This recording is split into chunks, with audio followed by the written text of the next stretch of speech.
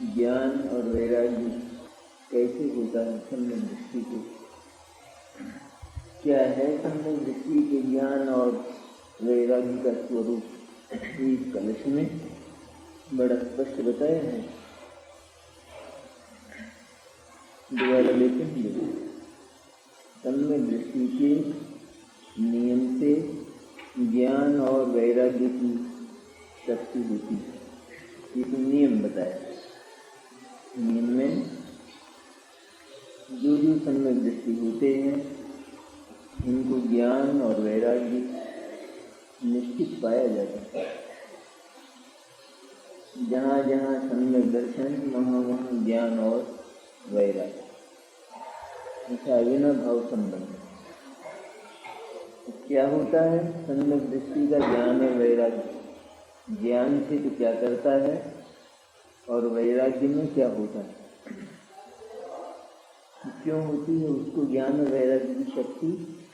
क्योंकि वह स्वरूप का ग्रहण और पर का त्याग करने की विधि के द्वारा अपने वस्तुत्व का अभ्यास करने के लिए यह स्व है और ये पर है, उस भेद को परमार्थ से जानकर स्व में स्थिर होता है। बहुत ही अच्छा कलश है ये, एकदम प्रैक्टिकल। सम्यक दर्शन न हो तो सम्यक दृष्टि कैसे बने? सम्यक दृष्टि हो जाने पर उसका अंतर परिणमन कैसा हो जाता है? हर समय, प्रति समय क्या करता है सम्यक दृष्टि? वह स्वरूप का ग्रहण और पर का त्याग करने की विधि के द्वारा सम्यक दृष्टि को ये कला मालूम हुई है। क्योंकि स्वरूप का, स्वभाव का, अपनी सत्ता का दर्शन किया है, इसलिए उसको पर का त्याग करने की विधि हाथ लग गई है। स्वरूप का जो ग्रहण है ना, वो पर का त्याग ही है। स्व और पर ये विकल्प, ये कोई विधि नहीं है। स्व और पर, इसको जानने का जो प्रयोजन है वो स्व का ग्रहण है, तो उसमें पर का त्याग हो जाता है। इसलिए स्वरूप का ग्रहण और पर का त्याग करने की विधि के द्वारा क्या है स्व, पर का त्याग और स्व का ग्रहण, दोनों को जानकर स्व का ग्रहण कर ले कि स्वरूप का ग्रहण और पर का त्याग। एक का ग्रहण करे तब ग्रहण त्याग होता है, और ये ग्रहण करने योग्य और ये त्याग करने योग्य, इसमें झूलता रहे तो एक भी नहीं मिलता। त्याग रहता है स्वरूप का और पर का ग्रहण रहता है। तो ग्रहण तो किसी न किसी का रहता ही है। स्वरूप का ग्रहण, स्वरूप माने सुंदर आत्मा, स्वरूपवान है वो, ऐसा कहते हैं। लड़का क्या है? राजकुमार है, ऐसा। स्वरूप में सुंदरता। आत्मा का स्वरूप कहे तो जैसे बदबू आती हो, ऐसा लगता है। स्वरूप में सुंदर आत्मा, सुंदर है क्योंकि उसमें कोई मिलावट नहीं। शक्ति पुंज है वो, शक्ति संपत्ति है उसके पास। साक्षात बंगला है एक, जिसमें फ्रिज भी है, कूलर भी है, सब है उसमें। आत्मा में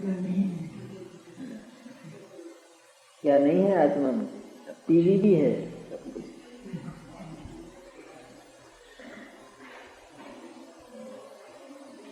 सम्यक दृष्टि टीवी देखते हैं हमेशा।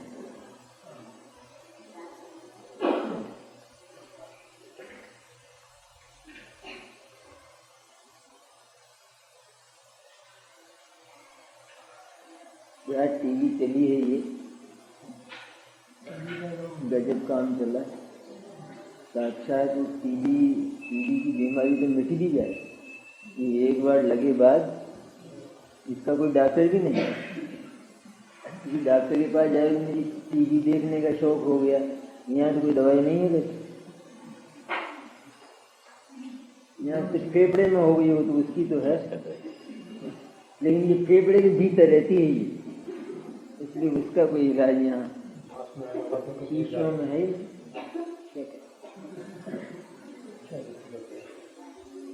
ऐसी गजब बीमारी है।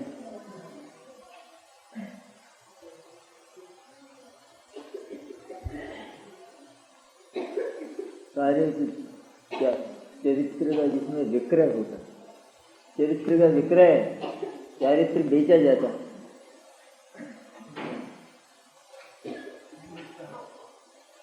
तो भी बड़ा आश्चर्य है कि ये मुमुक्षु जो कहलाते हैं उनके घर में टीवी आ ही रहे हैं, इसे सुनते भी हैं, और फिर कोई कहता आज आ गया, कोई कहता कल आने वाला है। शास्त्र सुनते हो, क्या करते हो तुम, क्या है सिनेमा? तो फिर पहले तो महीने में 1-2 बार जा रही है, रोज का सिनेमा। और जिनके पूरा काम नहीं चलता हो ना घर का, 30 में जिनकी तनख्वाह दी जाती है उनके भी टीवी आ गई, उसकी भी पैसा आ गया।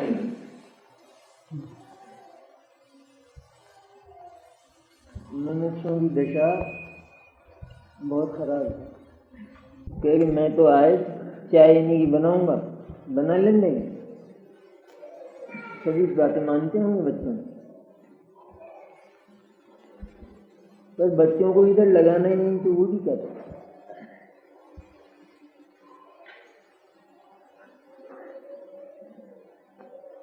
ये है टीवी, यहाँ से सुंदर दृष्टि, निरंतर देखता है, अनंत गुणों का क्रीड़ा होती है भीतर प्रति समय, रंग बिरंगी, एक ही तरह का नहीं, सब रंग बिरंगे, अनंत गुण, उनके न्यारे न्यारे नाम, उनके न्यारे न्यारे काम सब, और उनका हर समय स्वाद लेता है। स्वरूप का ग्रहण और पर का त्याग करने की विधि के द्वारा अपने वस्तुत्व का अभ्यास करने के लिए, अपने वस्तुत्व का अभ्यास करने के लिए, अपने स्वरूप में स्थिर होने के लिए, उस आत्मा में ही स्थिर होने के लिए, ये स्व है और ये पर है, इस भेद को परमार्थ से जानकर स्वयं में स्थिर होता है, ये करता है, स्वयं में स्थिर होता है।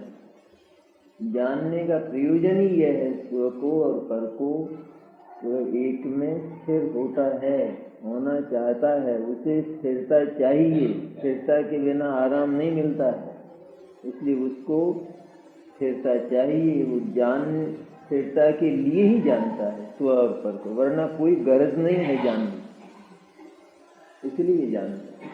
भेद क्यों करते हैं हम दो पदार्थों में, एक हमको चाहिए और दूसरा नहीं चाहिए, इसलिए जानते हैं। तो अपने वस्तुत्व का अभ्यास करने के लिए ये स्व है और यह पर है, इस भेद को परमार्थ से जानकर, देखो अमृतचंद्राचार्य का अमृत तत्वतः है, परमार्थ से जानकर, क्या कहा, परमार्थ से जानकर, परमार्थ से जानकर मैंने एक का ग्रहण करने के लिए और दूसरे का त्याग करने के लिए, इसका नाम परमार्थ। तत्वतः जानकर यह मेरा है, यही मैं हूँ, यही मेरा आचरण है, यही मेरा विश्राम है, यही मेरा विहार स्थल है, यही मेरा क्रीड़ा क्षेत्र है, ऐसा जानकर, परमार्थ से जानकर। यूं नहीं सवेरे उठ के कर लेते हैं, हम तो सवेरे उठ के आत्मा का विचार कर लेते हैं, बहुत एहसान करते हो आत्मा पर, विचार तुम्हारे विचार के बिना तो यही पड़ा होगा हमेशा से। नहीं, हम तो सवेरे कर लेते हैं, जल्दी उठ के आत्मा शुद्ध है, ऐसा है, शरीर खराब है, नश्वर है।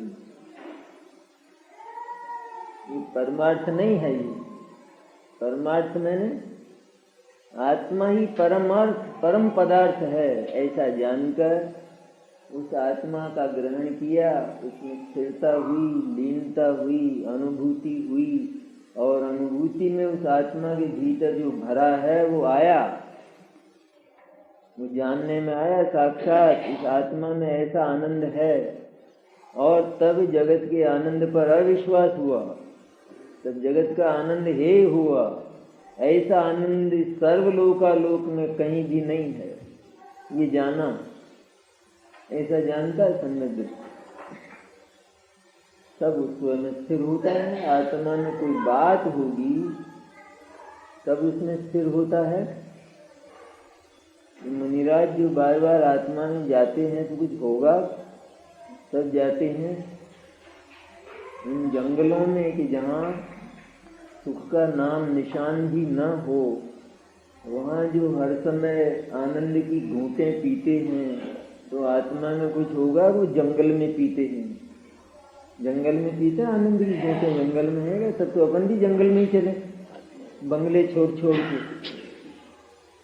लेकिन जंगल के उन निर्जनों में जहाँ शेर दहाड़ते हैं, वंचर घूमते हैं, सर्दी और गर्मी भयंकर जहाँ है, कोई सुरक्षा के साधन जहाँ पर नहीं है, वहाँ मुनिराज सुरक्षित हैं। अपने आप को कभी भी अगुप्त अनुभव नहीं करते, गुप्त अनुभव करते। सम्यक दृष्टि को अगुप्ति भय नहीं होता।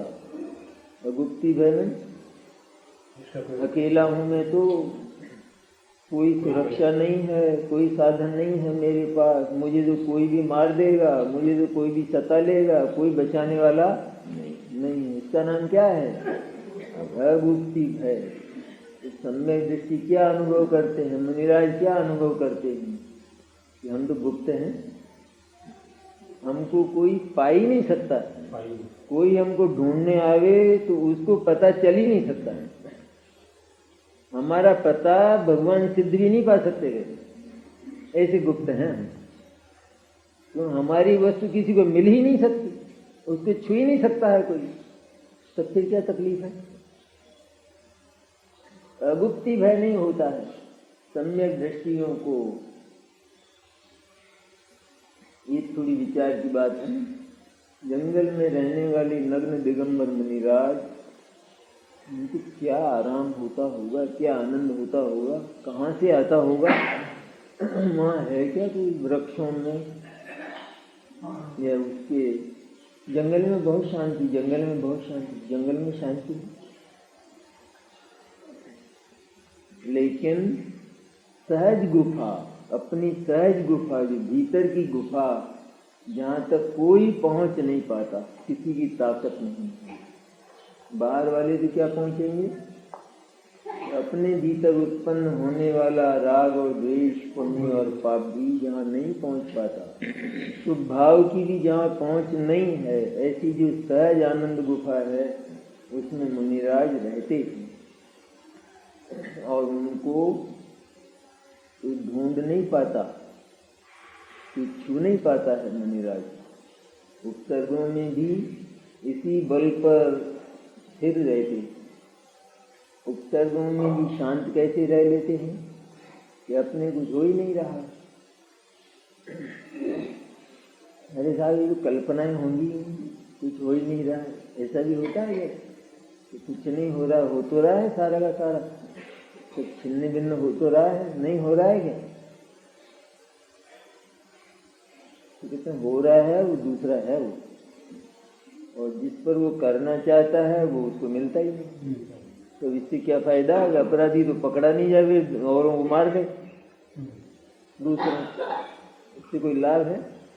उपसर्ग करने वाला भी मूर्ख है, क्योंकि जिस पर उपसर्ग करना चाहता है वो तो उसे मिलता ही नहीं, वो तो उसे सूझता ही नहीं।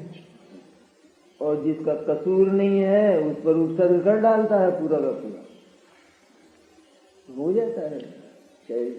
और जिस पर उपसर्ग हो रहा है वो तो तकलीफ पाता नहीं है, और जिसको तकलीफ देना चाहता है वो इसको मिलता नहीं। कैसा है ये उपसर्ग? इसलिए मुनिराज भीतर ही भीतर उपसर्ग के समय प्रसन्न रहते हैं। ये देव मूर्ख, ये मेरे को परेशान करना चाह रहा है, तो मैं तो इसको मिलता ही नहीं। यहाँ तक तो इसका कोई प्रयत्न पहुंचता ही नहीं है। कैसा मूर्ख है, बिना काम तकलीफ पा रहा है फालतू। अब वो सोचता है कि महाराज तकलीफ पा रहे हैं। कर लिया मैंने सब, जो करना चाहिए था वो मैंने सब कर लिया। अब मुनिराज क्या सोचते हैं, क्यों बेचारा परेशान हो रहा है, मैं तो इसको मिलने वाला, इसकी पहुंच मेरे तक है नहीं। मुनिराज का चिंतन तो यह है। तो प्रसन्न होंगे दुखी होंगे? मुनिराज का दुख क्या है कि बिना काम थक रहा है, और उसको प्रसन्नता क्या है कि हाँ मार दिया मैंने कर दिया है। शरीर से था क्या द्वेष? शरीर से द्वेष है तो मुनिराज का अंत हो जाता है, तब भी उपसर्ग करता है। तो शरीर से है द्वेष? नहीं होता। अरे मर गया।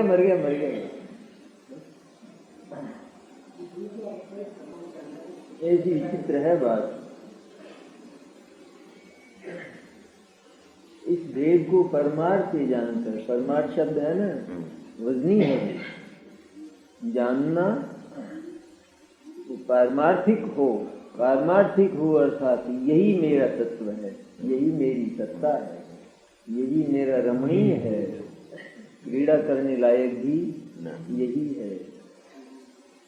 आगे आएगा इसमें। तू आत्मा को ही जान, तू आत्मा के साथ ही प्रीति कर, तू आत्मा में ही विहार कर, तुझे वहाँ अत्यंत तृप्ति होगी, तुझे वहाँ अत्यंत प्रसन्नता होगी, तुझे वहाँ बहुत आराम मिलेगा, अत्यंत आराम मिलेगा। ऐसा आचार्य, तू आत्मा में ही प्रीतिवंत हो, तू आत्मा में ही विहार कर, तुझे वहाँ बहुत सुख मिलेगा, बहुत तृप्ति मिलेगी। ऐसा है।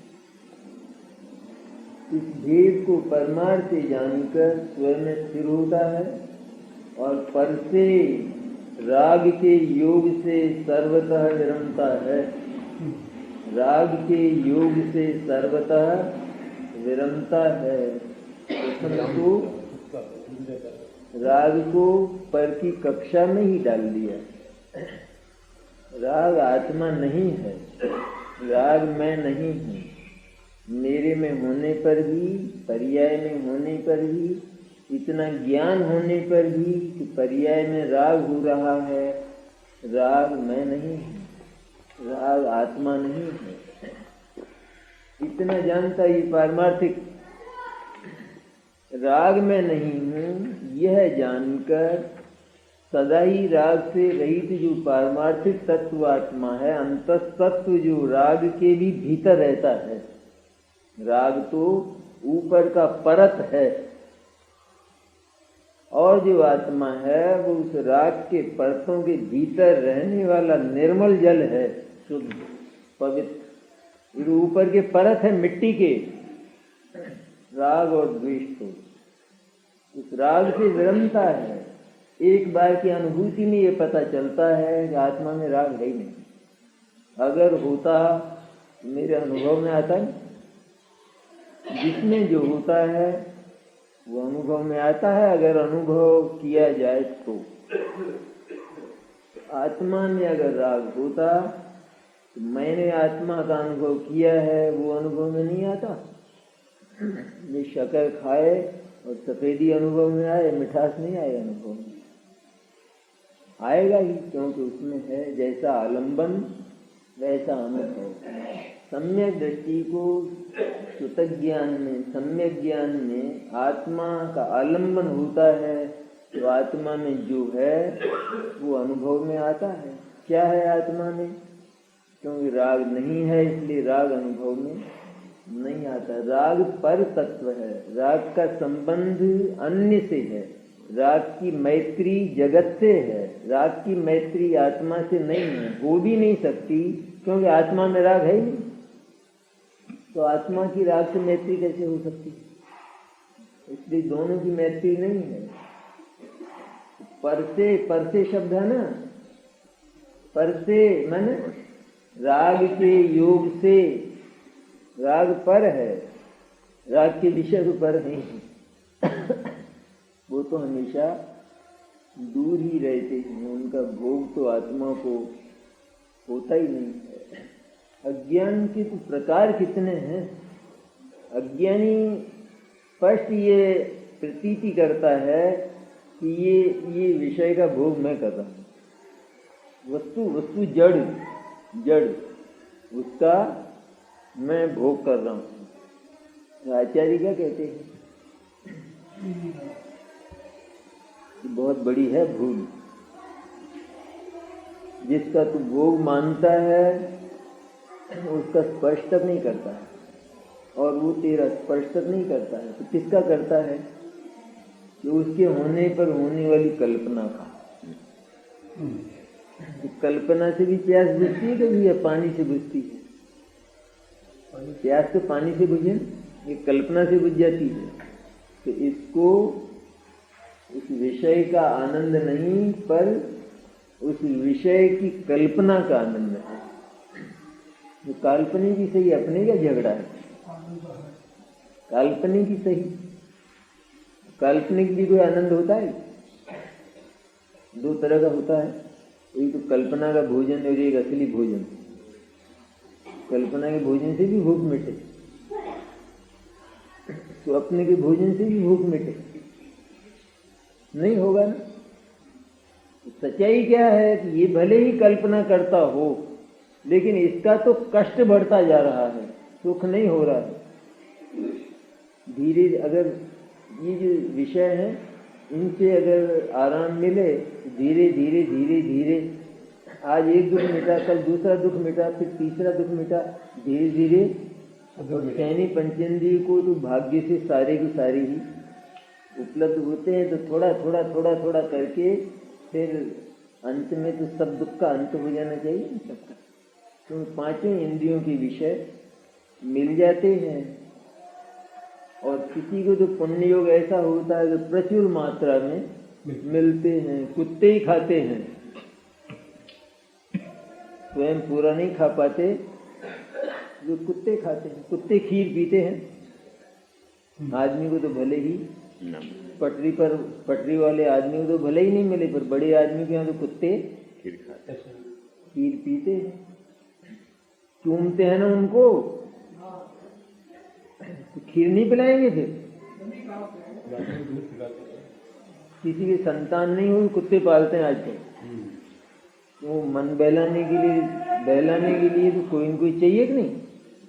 तो उससे तो कुत्ते से, पिल्ले से मन बहलाया करते, संतान नहीं होता।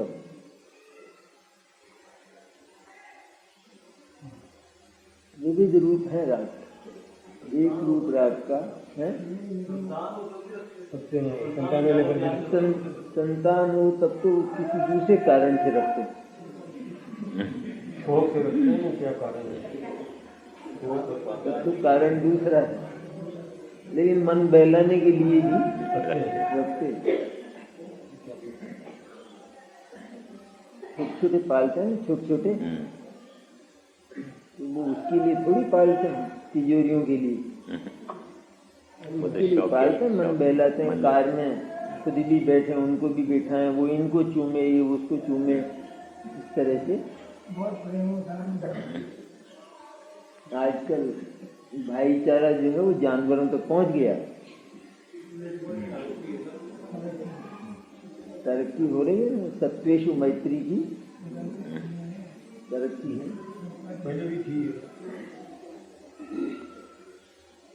अभी पहले की बातें गई, पहले की आपके तो गांवड़े की बहुएं आई हैं, आपको अभी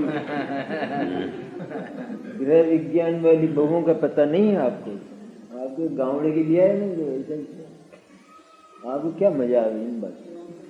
3-4 हैं आपके भी, पर आपको मजा नहीं आता। हमारे अच्छे हैं, एक ही लाते ना कांड के तो जरा ठीक रहता। तो एक ही पिल्ला हो जाए ना उसके, तो फिर देखो, फिर टेप रिकॉर्ड नहीं बोले ऐसा, तो वो एक बार बोले जिसने 6 बार तुम बेटा बेटा करे। अरे बेटे, अरे अरे तेरे को क्या हो गया, अरे तू तो अच्छा ही नहीं रहता, अरे बेटा 6 बार बोले एक बार। बेटा ही इसके ही हो और सभी तो छोरियां ही हैं जैसे।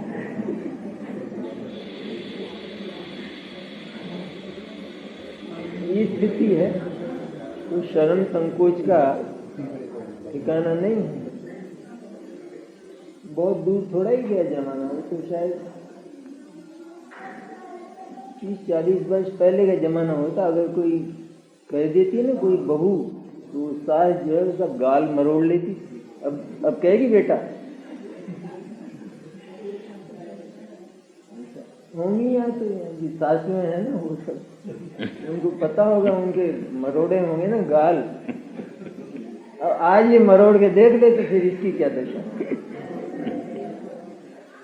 बेटा बेटा, वो 12 वर्ष का देवर हो तो वो भी बेटा। आपको बोलने का ढंग ही बदल गया था। आज वही कह रहा हूँ, आपको पता नहीं है।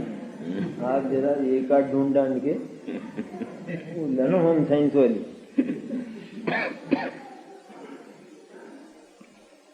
हमारे यहाँ से होम साइंस वाली गई है, उसमें भी ये बातें नहीं हुई।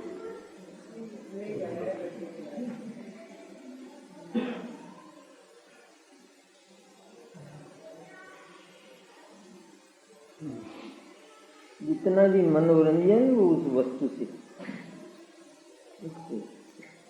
उधर उसमें चेष्टा और इधर इसके परिणामों में चेष्टा। ठीक है, ऐसा लड़का करे ना केलियां, तो वो ये भीतर ही भीतर कमल के फूल की तरह से। अरे भाई, ये सूर्यास्त होते ही कमल के फूल का क्या होना है पता है? इसके देखते देखते आँख टेर दे। अरे तेरे को क्या हो गया, क्या हो गया? अभी तेरे को क्या हो रहा था पहले, थोड़ी देर से देखते देखते आँख टेर दे एक क्षण। ज्ञानी सदैव राग के योग से विरमता है, भीतर से ही राग से टूटा हुआ है। राग का विश्वास, राग जहर है, चाहे पाप का हो अथवा पुण्य का हो, दोनों विष हैं, ऐसा जानता है, इसलिए विरमता है। ये रीति ज्ञान वैराग्य की शक्ति के बिना नहीं हो सकती। भोगों के बीच, विषयों के बीच रहता हुआ भी ज्ञान और वैराग्य की शक्ति के बल से जल में पड़ी ही तेल की बूंद की तरह से रहता है। जैसे वो अपना स्वभाव नहीं छोड़ती, इस तरह यह रहे भले ही बीच में। रहने की तो कला होना चाहिए ना। किसी के यहाँ रहने का मतलब ये कि उसकी अटैची में ही धस जाओ, ये होता मतलब रहने का। रहे ऊपर ही ऊपर रहे,